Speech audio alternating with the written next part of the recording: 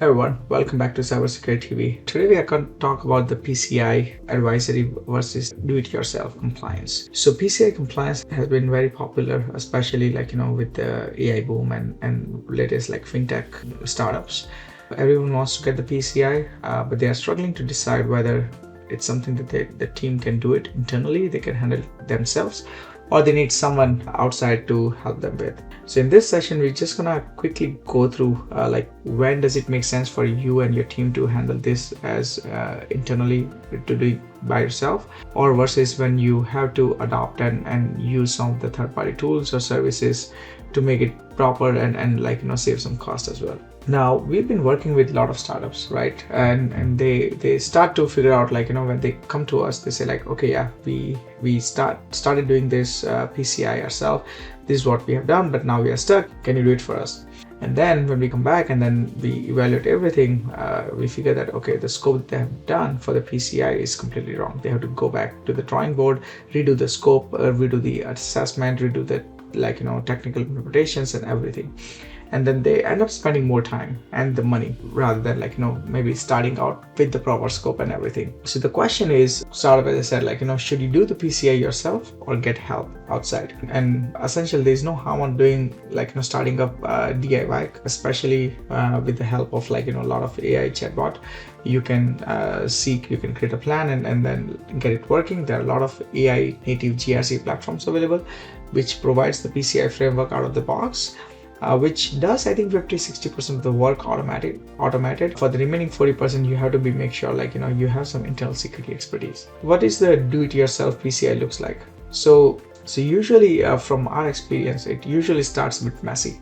So someone is trying to figure out which SAQ applies, right? There are multiple SAQ, A, B, C, D, and then the PCI level 1, 2 certification. So which one applies? Engineers are skimming the PCI documentations and everyone is kind of guessing what's actually in the scope without knowing the scope. You get policy from the templates, just to show on the papers, all this platform has the templates. You just adopt the template, change a few highlighted words, and you think okay, that's good to go. And then we hear the same thing every time.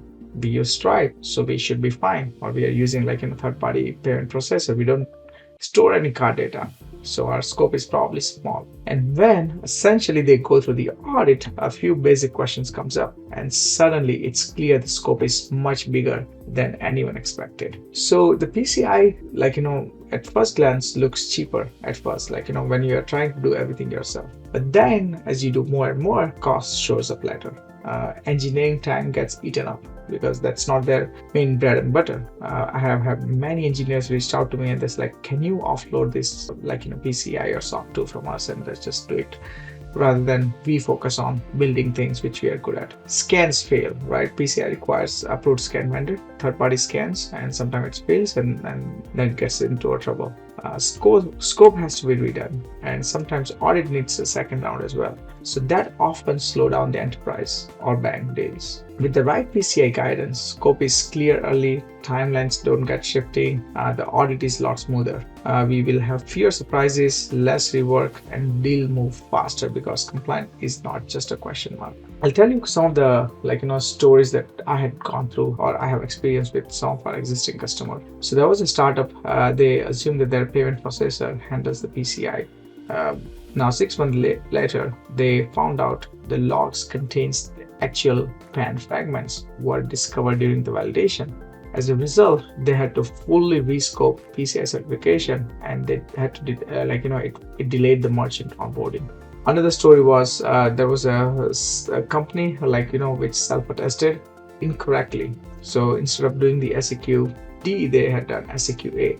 Now, when they submitted this to their payment processor, they flagged the inconsistency, and now they were forced to do it on full assessment, and that too under immense pressure because now you're working as part of the deadline rather than working at your own pace. In the third story, we had a customer with a cloud IAM misconfiguration, and that allowed too many services in the PCI scope. And this time the audit didn't fail, but the remediation doubled the effort because they had too many things in the scope, which obviously doesn't make sense. So none of this, as you can understand, from the stories, none of this started as a security failure. They started as a DIY assumptions that yeah, this is something we can do it. So the question comes, when it is okay to do it yourself? The do it yourself PCI can work if your setup is very simple. So for example, let's say you have low payment volume, maybe less than 1,000 or 2,000. You have fully outsourced payments, like you're not doing anything, you're not storing card data, you're not even processing the card, the cardholder data is not even coming into your system at all, because once it comes into your system, the scope blows out. Then you have no custom integrations, and then you have someone or a team with some security expertise internally. But once you start to introduce let's say APIs or custom flows or cloud infrastructure, things get complex very quickly.